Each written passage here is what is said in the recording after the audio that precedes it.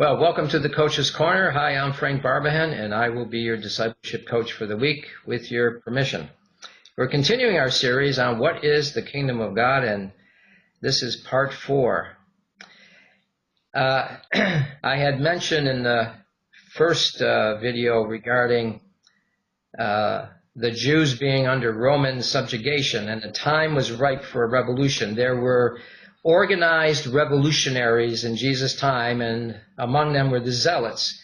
And if you recall, one of the disciples was Simon the Zealot. So Jesus had invited among his 12 one who was an organized revolutionary. Now Judas, who betrayed him later on, Judas Iscariot, he may have also been a revolutionary.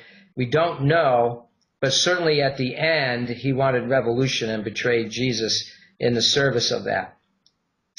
Well, Jesus was disappointing the revolutionaries time after time, and I want to give you just a few comments that Jesus made, and we'll go to Matthew 5, verses 38 through 44.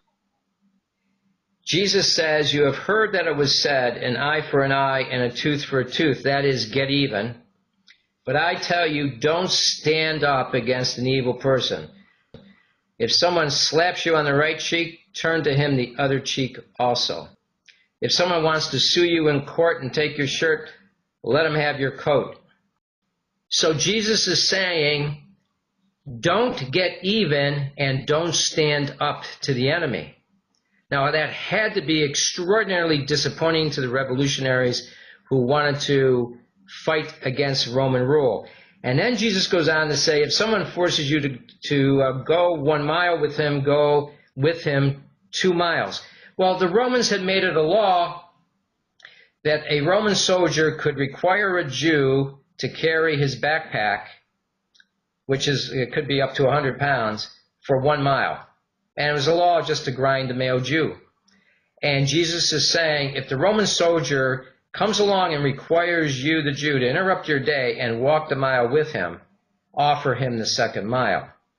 So Jesus was going very much contrary to the mission of revolution. Matthew 22:15 through 21, the religious leaders are trying to set Jesus up in a trap, asking him about taxes. Is it reasonable to pay Caesar taxes or not?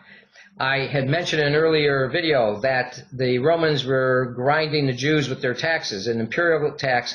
Roman citizens didn't have to pay it, Jews had to pay it, and it was burdensome tax. So they wanted to try to trap him and ask him about the taxes. So Jesus says, no, don't pay this tax, it's unfair. Jesus could be arrested by the Romans for trying to incite a riot. If he said, yeah, go ahead and pay the tax, it's a fair tax, then Jesus would be disappointing his following, who were really angry about the Roman tax. So they ask him, what about this tax? Is this a reasonable tax or not? And Jesus, knowing he was being set up, said, you hypocrites, why are you trying to trap me? Give me a coin that's used for paying the tax. And the men showed him a coin, and he asked them, well, whose image and name are on the coin? And the men said, Caesar's. And Jesus says to him, well, all right then, give to Caesar the things that are Caesar's, and give to God the things that are God's. Now, a lot of people interpret that to mean be a good citizen and pay your taxes and so forth, but that misses the whole point. Jesus is dodging the trap. Jesus is saying, all right, this coin is made by Caesar, then give it to him. And Jesus dodged the trap that way and would not be arrested. But he may have disappointed the revolutionaries further. He didn't say it was a fair tax. He just said, all right, Caesar's name is on it, give it to him. That raised the question for his following, as well as the disciples, if he is not a revolutionary, then what is he? Who is Jesus? What is this kingdom of God? Well, if you have any thoughts or questions, feel free to email me at frank@peakperformancediscipleship.com, frank@peakperformancediscipleship.com, or blog at the Coach's Corner. And we'll see you next time.